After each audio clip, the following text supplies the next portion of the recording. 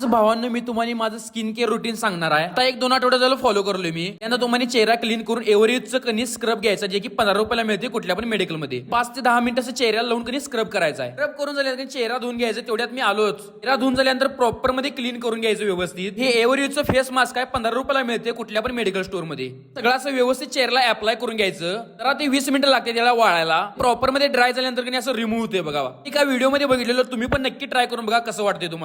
मग हे झाल्यानंतर मी डायरेक्ट पोहोचलो जिम मध्ये आणि आज पण मी चेस्ट वर्कआउटच दाखवणार आहे. त्यांना कधी जॉईंट्स वॉर्मअप करा, त्यानंतर वॉर्मअप सेट घ्यायला चालू होतं. मी प्लेन बारनं कधी इन्क्लाइन बार्बल प्रेसला घेतोय. तो दोन्हीकडे प्लेट्स लावायचा आणि सेट चालू करायचं मारायला. नंतर कधी प्लेन डंबल प्रेस घ्यायचं, म्हणजे फ्लॅट डंबल प्रेस. पण 3 सेटच घेतोय. नंतर लास्ट एक्सरसाइज घेतोय ते म्हणजे केबल फ्लायज घेतोय.